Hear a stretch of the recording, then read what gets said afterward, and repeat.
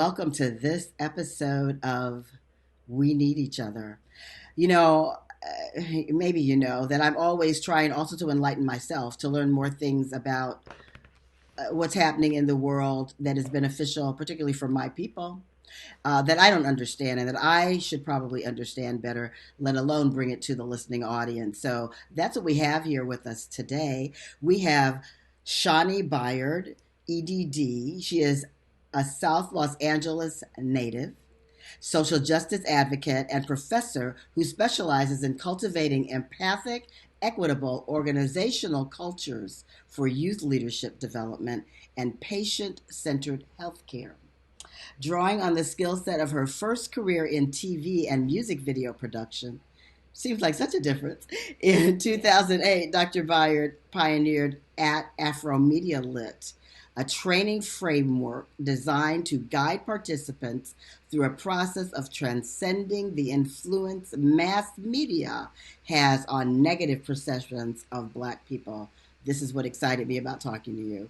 She has trained families, professionals, educators, clinicians, and youth across the country how to examine mass media's influence on their minds, develop culturally conscious practices, and produce transmedia for social change. Dr. Byard's new book at Afro Media Lit, Three Steps for Anti-Racism in the Digital Age, will be released in the fall of 2021.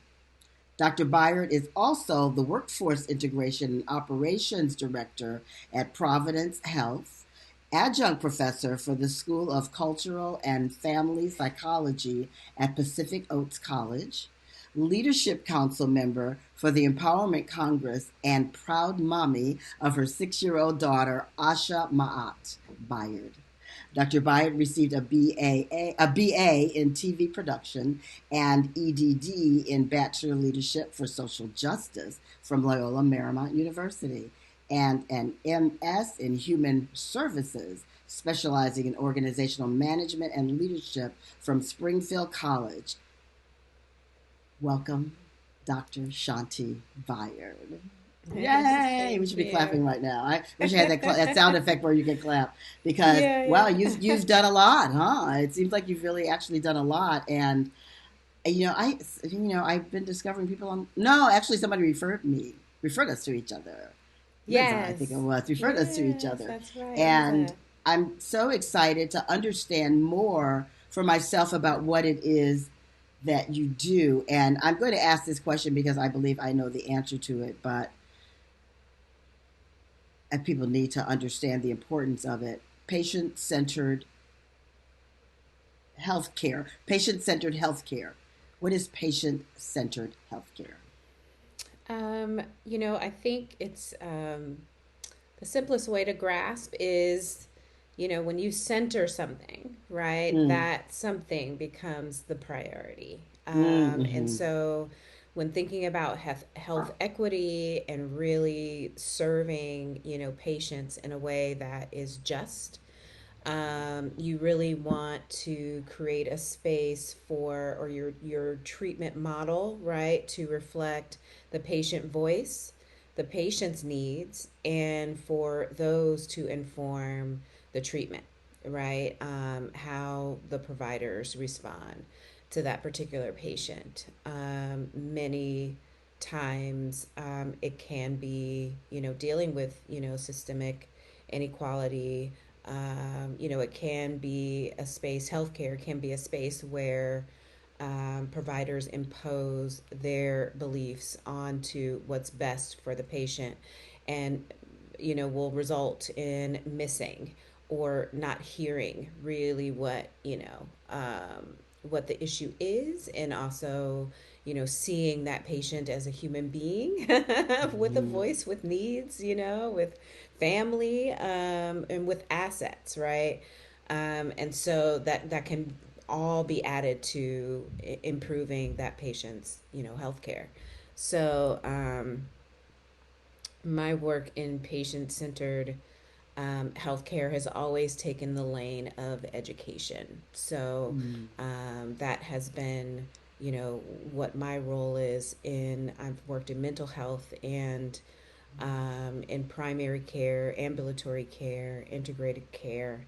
And so, really making sure that those individuals, clinical and non clinical, um, prioritize the patient, put the Mm. patient first, and listen to their needs and to tap into their cultural traditions and practices to better understand what's best for the patient.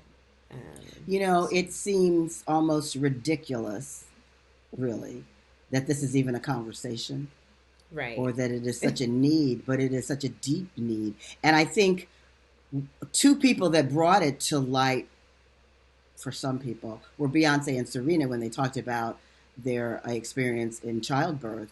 Yes. And I think even still, people, as much as I've even tried to drive home the point, and many people don't understand that it is tremendous. It is a tremendous issue. And my assumption, Shani, is that because everything, I've had even this greater realization since the work I've been doing after the George Floyd murder, really not even stopping to think in the past about how everything in this country is handled through a white gaze. Yeah. That, Mm-hmm. even the discussion that has come up recently about our need for vitamin D, well, was never told to us because they need vitamin D too, but not like we do. And so if our healthcare system is looking through a white gaze, is not taking into consideration all different cultures and all different ethnicities.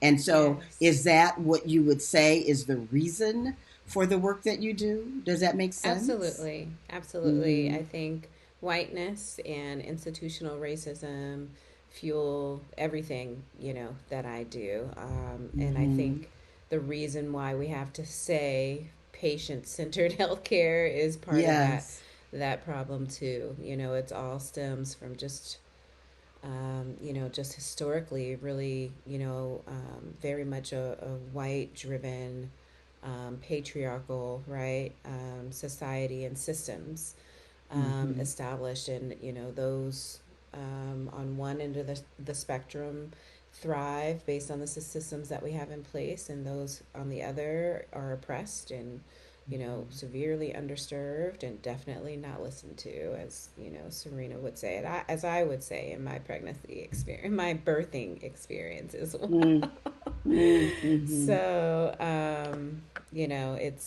it's a challenge, but that's what I love to do, is just to find ways to reach people and engage them and kind of create safe spaces to become Yes. vulnerable enough to say, okay, let me try this, I'm now aware. Yes. Yes.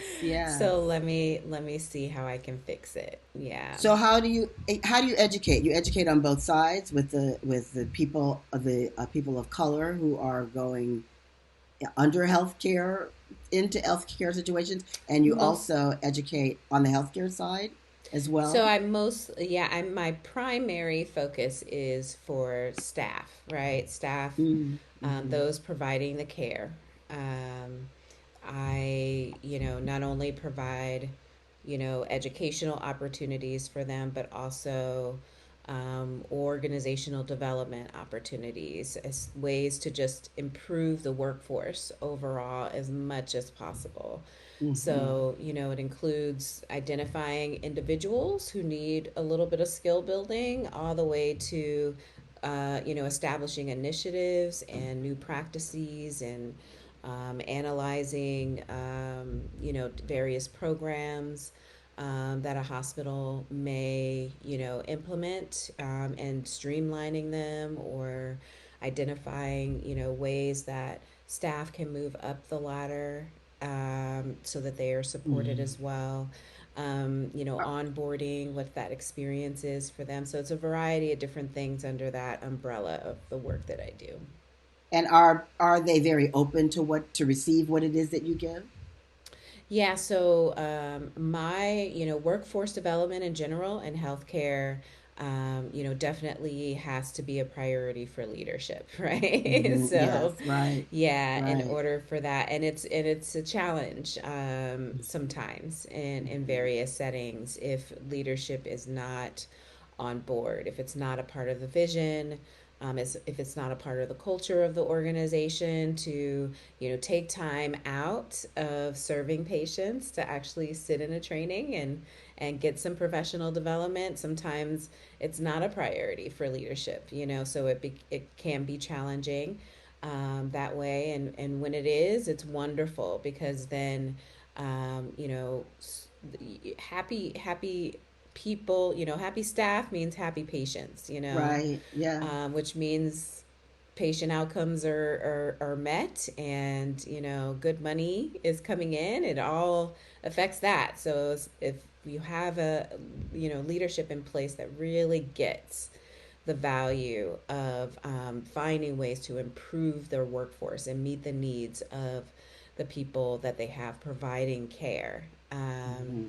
then it's a win-win, all around. So So, I hear you in that it's sometimes hard to get leadership to on board to really realize this is may not have been on your list of what you wanted to do this year, but that this is another system that maintains racism, yeah. whether you're conscious of it or unconscious of it, Mm-hmm. that it is a form of racism when people of different cultures are trying to tell you, no, actually, I'm in pain. Oh, you couldn't be in that much pain, or what, Right. or you don't need, or whatever. You're telling them something, and they're not listening to you based on Mm-hmm. what their experience is with other people, Yeah. and it's sometimes hard. I know in all systems, but I know healthcare, to turn their head enough to the right or to the left to realize people may be dying unnecessarily in my hospital or Yeah. in my medical center or whatever, because it is what's happening. People are dying Yeah. because they're not being listened to. Am I correct? Yes, Yes, absolutely. yes.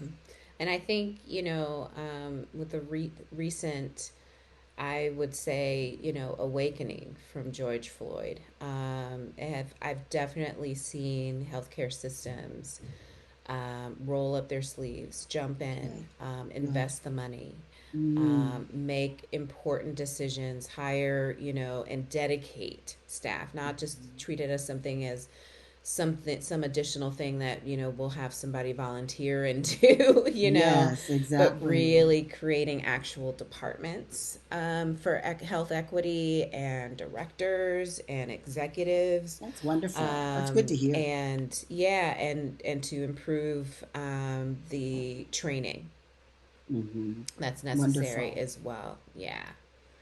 So So, Afro media literacy, what yes. does that mean and why is it important?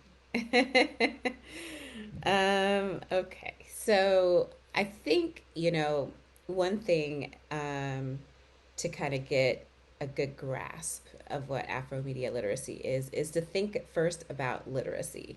When you're Mm, literate about something, as it relates to just reading words, comprehending those words, you can think critically about those words. You can write as well, so you can produce new uh, essays, blogs, whatever it is. When you're literate in something, then you are able to take control of it a little bit, right? mhm, And formulate your own words and your own expressions and opinions and things like that. mhm. So when it comes to media literacy, it's the same type of thing. You want to be literate in the way that we read media. So media meaning watching TV or commercials, or we see a billboard on the side of the street, and social media, Mhm. film, TV, radio, right? We want to be able to be literate, not just a consumer, right? Consumers Yes. listen, Uh-huh. and we Yes. take in all of these sorts of messages that we get from music Mhm. videos and songs and television commercials. We take it in, it influences our brain, and before we know it, we have everything in our, makeup bag and Yes. closet for our wardrobe that we just Mhm. saw, last week, Yes. right? Yes. Yes. On TV and via commercial.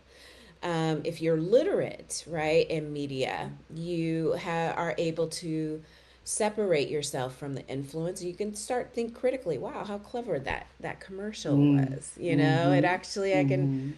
feel like I'm hungry now. That's interesting. I Mhm. want, Mhm. to be able to tap into the power of that. Look at the lighting of that, commercial and the big bright colors. It's really making me Mhm. focus, right? Mhm.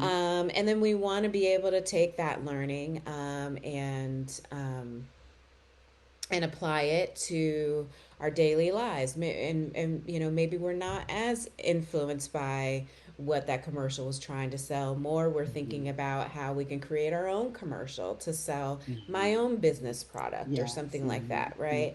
Mhm. So that's kind of media literacy, when you have the ability to think critically about the messages, the media messages that you're getting, and then look at ways that you can um, become more of a producer than a consumer, right? Mhm. Mhm. Afro media literacy is something that I designed after working in education. So my first career was in education. I used to run after school programs and work a lot in middle and high schools Mm. throughout Los Angeles. And I began to notice the disproportionate number of black children who were sent out of the classroom for whatever reason. And when I was, coordinating these arts education programs, I had to be in the school and navigate the school and sit into classrooms sometimes and talk to principals and talk to some of the teachers and observe the teachers teaching. And I, with a earlier career before I got into Mhm. education, my first career was in TV production. Um, Coming from that, I understood how much images from media um, can, influence the way that you consume something, right? It can influence the way that you buy something. It can influence a lifestyle that you decide to take on, Mhm. right? So I used to Mhm. work in music video production with Dr. Dre and Snoop, and Mhm. I became mindful and very sensitive to. Wait a minute, I know young black kids are watching Mhm. them smoke and drink Right. and treat Right. women the way that they do and use Mhm. the N word and the B word and all that kind of stuff. So let me actually move to education so that I can really start teaching them how to read and think critically about the music videos that they're watching. Mhm. Mhm. Um, and so when I was in the classroom and seeing this this cultural misperception, I would call it, from the teachers Mhm. to the students. I Mhm. couldn't help but remember, right, how much we are all influenced Yes. by Yes. Yes. media, not just young people, but Mhm. teachers too. Mhm. Adults, police officers, other faculty, right? Everyone is Mhm. influenced by this, machine that tells us who people are, tells us what to watch, tells us who to hate, tells us who to love, tells us what's Absolutely. beautiful and Mhm. what is not, right? And most of the time, black folks are on the negative side of all of those Yes. things. Right. So Afro media literacy focuses on the black experience within the process of thinking critically about media and looking at Mhm. how mass media produces these myths and stereotypes about us Yes. Yes. and how we're impacted by that and how all other people are impacted by that. And it's not just Yes. us, it's white Yes. Yes. standards of Yes. white beauty, things like that. And then it is Afro media literacy is a process. So we move from analyzing the myths, right? and looking at the history of media and how that came to be and how it really reinforces the belief Hmm. systems that are embedded in institutional Yes. racism. Yes. Yes. Then looking at, stage one, and stage two is looking at the rebuilding kind of the truth, right? Yes. What is it to navigate institutional racism for us? Who Mm. are we? Are we criminals or are we brilliant? You know, are we Hmm. consumers or are we innovators? And Hmm. really kind of unlearning, right, what we all have learned about Black folks, and correcting that, and also really acknowledging and honoring the what it is to navigate institutional racism. Mm. So that's kind of the second stage of, rebuilding the truth. And the Hmm. third stage is to formulate action, right? So we take what Always we learned action. about media, um, some tools of analyzing that media, the new knowledge of who we are as a people, and how the resilience of navigating why institutional racism, and then looking at how we can use those same tools that were, very effective in oppressing a people to Hmm. now make change, to become Hmm. anti-racist, to Hmm. practice anti-racism in a media saturated society.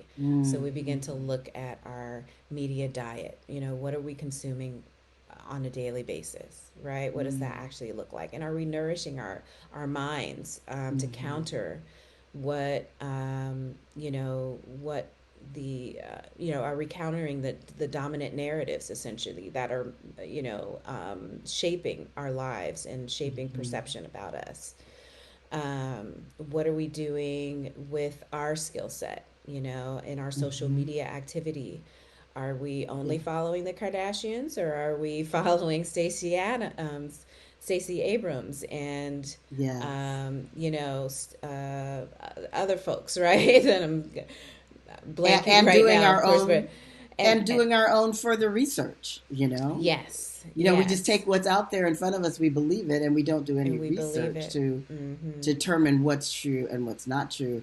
This topic was interesting to me primarily because I have been, since the murder of George Floyd, teaching a class specifically for white people called Deconstructing Racism, Okay, moving wonderful. through discomfort to action. All Yes. of that is part of the title. It often gets shortened just to Deconstructing Racism. But one of the things that we look at is stereotypes that you've seen in the media, the things Yes. that have been placed inside of you that you never thought about and didn't realize that you were being influenced to believe a certain way about black Mm-hmm. people because the majority of black males in media are criminals, and the women are sexualized, Right. and so there's a belief that that's who we are without, and then so therefore if someone is in your workplace, they're different, Yes. they're not like most of Yeah. those black people, and to Right. realize that their thinking has been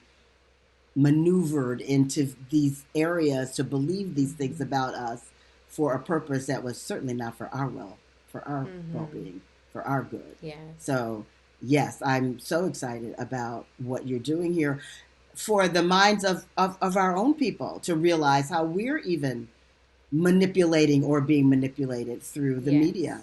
Yes. Yes, absolutely. Absolutely. My background is in television advertising sales. And Oh, so I wonderful. would realize that then that those Colt 45 commercials that ended up in that black programming, and, just that I started to look at that kind of thing and how important a demographic is. A Yes. demographic is everything. So who is it that you're trying to influence through this show that you're airing and through the commercials that you're placing in it? Right. So yeah, thank Yep. you for what you're doing. Very true. How long You're have you been welcome. doing that part of your many things So that you do? yes. So I started practicing, and practicing meaning providing professional development trainings in Afro media literacy in 2008. Mm-hmm. And I've since, been able to, train, police officers, lots of teachers, community activists, young people, and How has it influenced the police officers? so my one of the key takeaways that came from the training with the it was sheriff peace officers, right? LA County Sheriff from the LA County Sheriff's Department. And one of the key things I was just talking to a friend of mine about one of this main outcome. There's various opportunities for these peace officers to go to. It was called Young Men and Peace Officers Dialogue, right? So it was Mm-hmm. a training for black males, young youth, and peace officers, and there was an opportunity for them to sit and dialogue together, Beautiful. learn together, Mm-hmm. have groups separate and together, brainstorming. And so, as Afro media literacy was incorporated throughout the process according to the three stages, there was lots of interaction and communication between the two. In one of the breakout sessions with peace officers, only for peace officers, they came to the conclusion that they need to practice discretion, Mm. and that was missing, in their everyday. The impact of violence in the community was shared with them. The history of policing of our community was shared with them. How media influences their perception of Black people were shared with them. Mm-hmm. The pioneers of those who are eradicating the very poorly structured system of justice. And Mm-hmm. a friend of mine is actually a judge. I recorded him. He had some words, right, for them Mm-hmm. to just Mm-hmm. kind of think about, right, the power that they hold, and not to minimize how difficult their job Yes, was. yes, But they yes, came to the exactly. conclusion Mm-hmm. themselves that they need to practice discretion, that through discretion they can, be more compassionate, Mm. with the individuals that they're working with. So I think, for that moment of time, that was, probably 5 years ago now. I have the Mm. poster on the Mm-hmm. wall, but 2015. Mm-hmm. So, for that small time and the small group of people that I had, I Mm-hmm. felt good leaving with some sort of, changed mindset. Mm-hmm. We spent all Saturday together. Mm. So Is that a that was. direction that you would be looking more into these days with the heightened awareness of police brutality? Yes, I mean, I'd love to be able to. For a while, I took a hiatus on trainings, because I Uh, had my daughter, yeah. and I realized I had to prioritize some things. Yes. Like Right. most mommies have to do. We have to, figure it out, like what's We have to important figure it here. out. Yes, we Yeah. do. That's a job in So and of itself. yes. So I'm just sort of getting back into, Afro media literacy. And I was like, gosh, Hmm. with George Floyd and everything, I'm like, this is perfect Yes. timing, Perfect timing. to jump back into the work. So, Hmm. so absolutely, yes, more police officers, more teachers, more clinicians, both Yes, in teachers. mental Yes, health. teachers. Yes, Yes, yes. yes, teachers. Oh, that's another key area. Yeah. I mean, Yeah, this work was yeah. inspired from by the teachers that I was Yes, yes. like, wait, Hmm. no. I'm sure if I told you what your practice, how you're seeing these black boys in your room, and Yes. how what's influencing you to see them in that way, Mm. then I think that I can change the way that you engage with them, so. Yes. It is amazing, Shawnee, that Well, again, I've had such a I grew up in predominantly white environments all my life, except for the Mm-hmm. 4 years that I went to an historically black university, and in corporate America, then back out, and in corporate America. So I've been in white environments all my life, and have learned again since George Floyd. I am constantly saying, George Floyd, I'm so grateful that you gave your life for these moments that we have now, these opportunities that we have now. But I've learned so much about white privilege and what it really looks like. And, some people don't, well, a lot of white people don't like using the word privilege. And so I'm like, put another word in there. I don't care what the word is. The fact is that because we live through a white gaze, that you have an opportunity, even though, people opened their eyes after George Floyd, they still get to turn back to their world and Yeah. not recognize and not realize. They get to learn some things and then go back into what's familiar when no person of color has that privilege of Mm-hmm. doing Mm-hmm. that. And so I I I I strongly desire your work. It's like train more people, get more people doing Yes. this work. What you're doing, we need each other is the name of this podcast. We need what you're doing because it is a way of opening eyes in all of these systems Mm-hmm. to understand Absolutely. because their hearts, I think, are often in the right place. They don't Yes. even in my marketing, I say, I'm coming to help you see what you don't see, but Yeah. we see all day, every day. What you Mm-hmm. don't realize, but we hear it all day, every day, but you don't even realize that you're saying it. You don't even realize that you're coming from a biased or racist perspective because it's just the way the world is in your white world. Yeah. But we're in your world too. America is not a white America. America is America. It's a melting pot of all kinds of people. But Yeah. our cultures have not been, none of them have really been embraced and incorporated into this country. And now is the time. And I'm just so grateful that that's the work that you're doing to help them to look to the left, look to the right, and see what's Yeah. there and Yeah. recognize it so that you can be different. So you can, I say, be better. People talk about doing better. I'm always talking about being better because we can do good Yes. acts, but if we're not better people, and we're better people when our heart and our mind gets opened, Mm-hmm. and that's what you're Mm-hmm. doing. So, Dr. Shani, I am curious, how did you, from the little girl that grew up in Los Angeles, yes, yeah, how did you come to this person? What was that thing that turned you around, or what was it from your past, or can you explain a little bit about your story? Sure. So yes, I'm a native of Los Angeles. And I think, my, upbringing was very much, a household of you are black, your people did this and that, and, Mm-hmm. you're proud of Mm-hmm. yourself. I think also to my spiritual upbringing,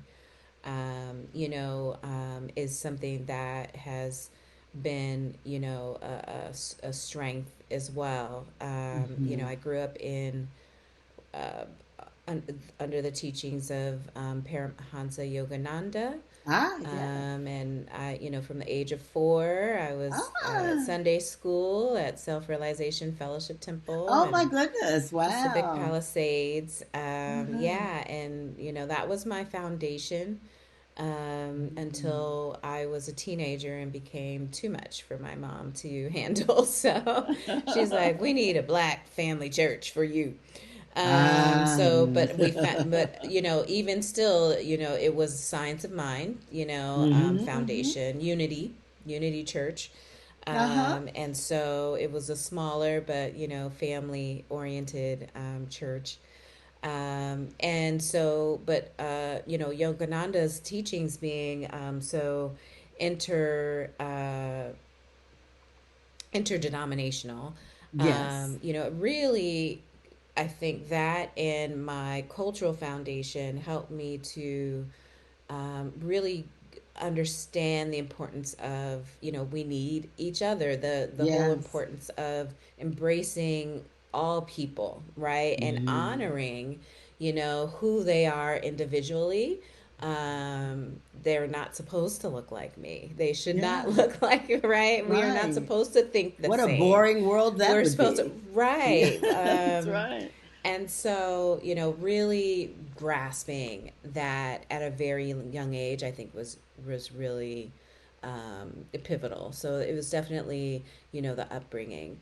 My mother, when I was 16 years old, she took me to see Nelson Mandela speak at the Coliseum.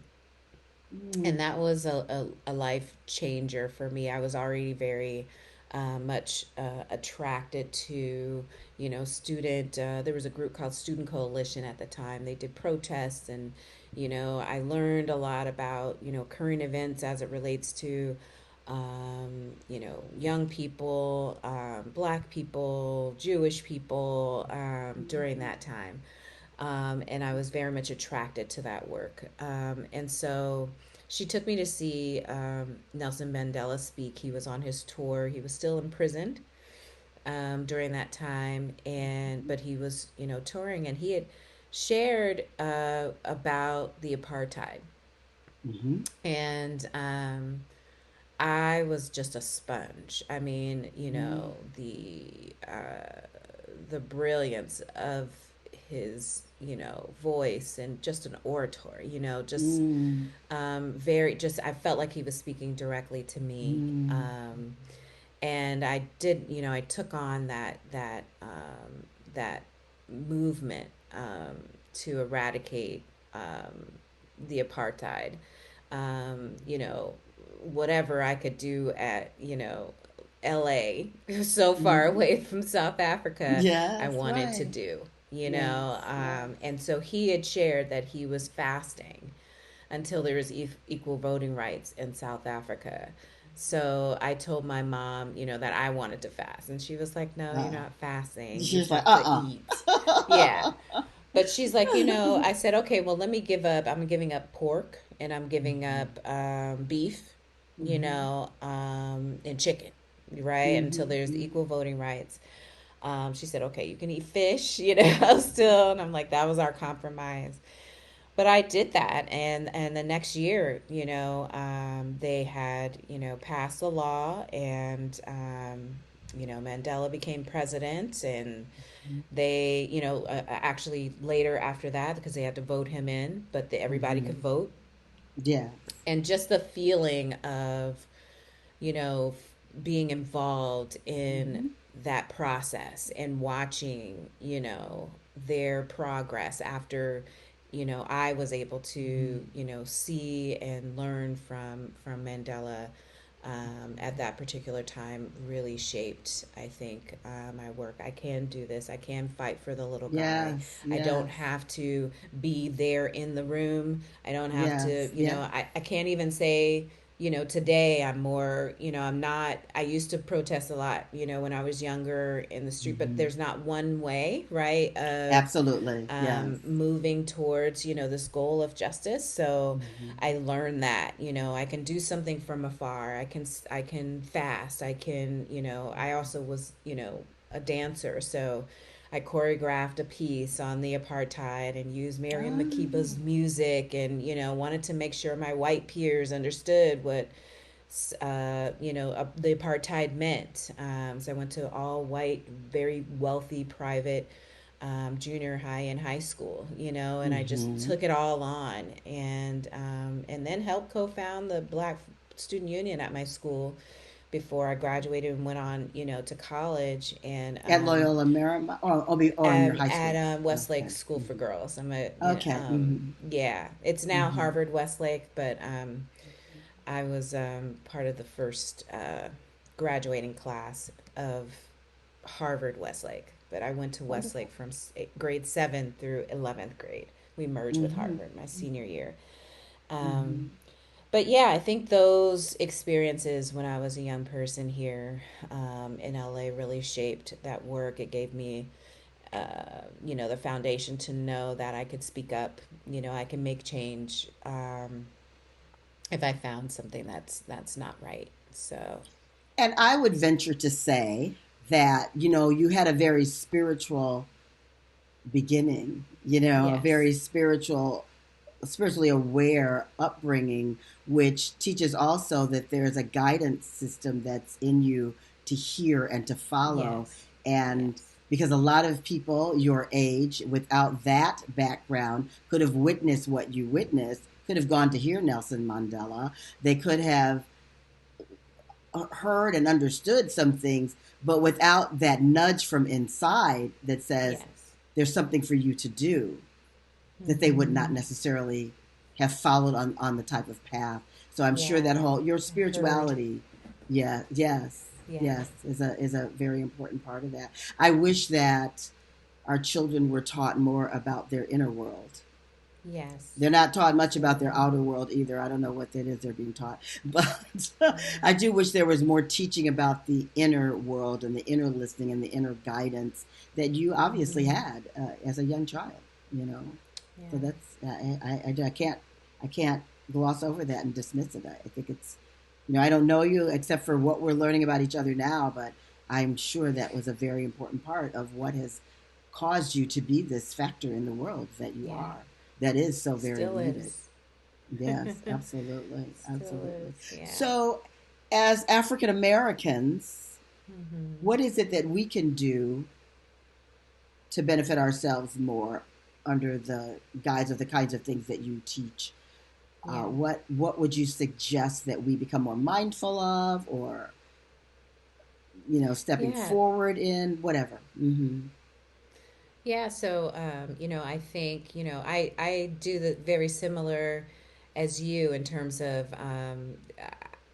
offering Afro media literacy trainings, right? I separate based on racial experience. So, when I have black folks in the room, the the outcome becomes more of a healing process, Yes, exactly. to really understand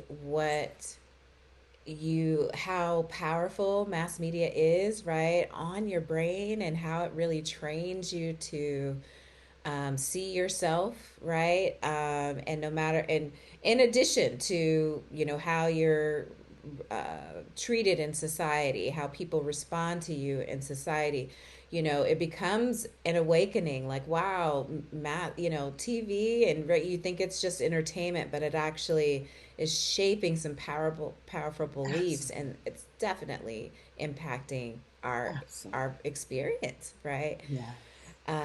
So I need to train more, Yeah. but follow. I'd say start with following my Instagram. Because there's some key lessons on there that again I'm just getting back into the groove. But I think this work is, it is inspired by black folks. It's for black folks, you know what I mean? And when I train white folks, they know that too.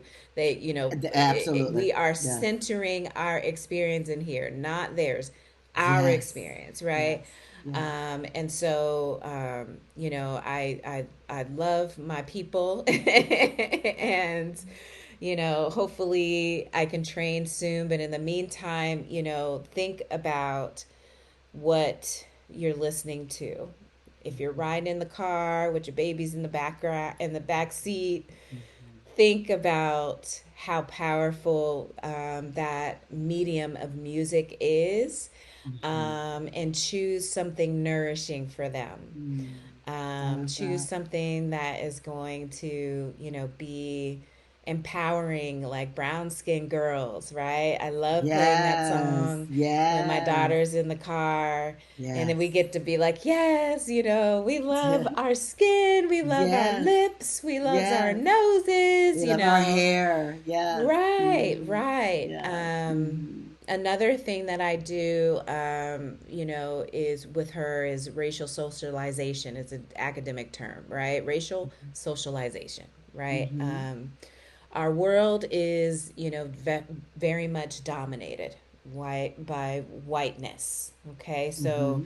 if you were to Google right now, beautiful beautiful women or beautiful woman or beauty, you would see Mm-hmm. lots and lots of white images, Yes. long straight hair, right? Yes. And so it's important to practice affirming your children, yourself within the household, Yes. and Yes.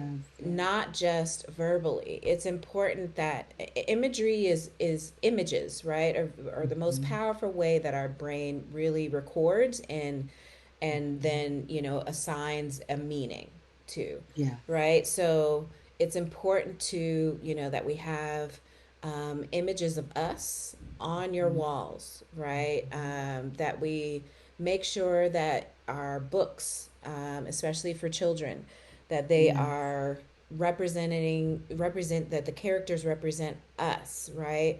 Or other cultures, but be Yes. mindful of Disney, be mindful of white princesses, Yes. and how much that influences our black young girls. Yes. Everybody who knows me knows that when it comes to my daughter's birthday, I write on there every year. Please, no Disney products, right? Our Mm-hmm. house is full of images of black people, African art, books that look like her, sound like her. Her media consumption is very much diverse. I control that. So Yes. we have to be mindful of how we're socializing our kids when we let Disney into our life. And I hate to like generalize Disney because No, there but are yes. Mm-hmm. some really great stuff. Moana's great. Coco was Mm-hmm. great. But we have to be mindful. We think, when I grew up, I had Barbie dolls, I had the white Barbie dolls, da, da, da, da. All of that is, feeding moral value, Mm-hmm. identity, right, to our children. So we want black dolls. Yes. We And black want, images. and black images, Yes. and Yes. black books, Yes. and we want And to black make stories. and black stories. We want to Yes. make time to balance out what we're watching on Mm-hmm. television and try to find the diverse stuff. Or now, like, since George Floyd, we have on Netflix, there's a black Netflix. On Hulu, there's a black Hulu. Yes. Right. Let's Mm-hmm. pick from some of those stories and make sure that we're watching those and balancing our media diets Mm-hmm. as much as possible, and racially socializing our children. Affirm them every chance you get. They know they are not too light or they are not too dark, and their hair is not too whatever we say are Mm-hmm. all the time, too tight, too nappy, whatever it is. Affirm that thick hair. Affirm all complexions within our family members. Mm-hmm. Just really, really love on each other as much as possible, and understand that there's a constant attack on your mind to hate yourself and Mm-hmm. to make sure other And to people hate each hate you, other. Right. Hate and to each hate each other. other, Yes. and to break up Mm-hmm. our village. Yes. Yes. Yes. Um, Beautiful. so yeah, affirm yourself, seek healthy, nourishing media. Yes. Take time to replace, drop one and add another. So drop Yes. somebody unhealthy that you're following that is unhealthy. We all know that it is, and find Mm-hmm. something else positive and healthy that you can add on and replace that follow. Mm-hmm. Um, Mm-hmm. on Facebook, on Instagram, Mm-hmm. get on Clubhouse and join some of those African Yes. rooms and those black Yes. affirming rooms, and Yes. have good You have a room conversation. on Clubhouse? You have a room on Clubhouse. Yeah. I do. I have a club on Clubhouse called Rise Above the Noise.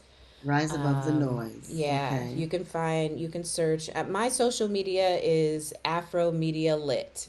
Afro Media Um, Lit. That's on Afro Instagram and Media Facebook. and Twitter Okay. Twitter. and Clubhouse. You can search me using those, and we can engage in some more conversation Yes. as I Yes. come out of this hiatus and try to get back into trainings and at least having conversations. Yes. Yes. But Yes. yeah, What you do, yeah, what those are you're some doing, things. what you've been doing is so important. It's so important. It's just so Thank you. important. It could even sound like it's not quite as important. It's hugely important for Yeah. we black people and for white people and for the whole Hmm. array of people. What you're Yeah. doing is really important because it's an honoring of every culture and every individual. And that's just not the way this country has been running, but it's changing because of people like you. So we search for Dr. Shani on uh, Instagram, Facebook, and Twitter at Afro Media Lit and Hmm. Clubhouse. Tell me the name of your club again. The so you can do the same search Afro Oh, Media Lit on on. Clubhouse, Oh, and okay, my good. name will Okay, come up. okay. But my group on Clubhouse is Rise Above the Noise. Rise above the noise. Okay. Mm-hmm. Dr. Shani, I am so we have to meet in person and talk more one day because you Yes, live right here. definitely. We both live in Los Angeles. Yes, maybe we'll meet with Yes. Liza and we'll have lunch or something. Who knows? And I can meet Yeah. that a beautiful daughter of yours. But I'm so Yes. grateful to have you here and to share of your wisdom and Mm, your motivation for us as Black people because we need it. thank We you. do, and we Thank you. need I you. appreciate your work and you taking the time out to spend Yes, with me. I just love what you're doing, and definitely goes both ways. I really, really respect and honor your work in this space. And we do hmm need each other. So I'm we need each so other. happy Yes. to have met you, and definitely we can continue to figure out ways to work together and stay connected. Yes, So, yes, yes. yeah. Thank you so very much. Have a wonderful rest of your week. Okay, Take you care. too. Thank you.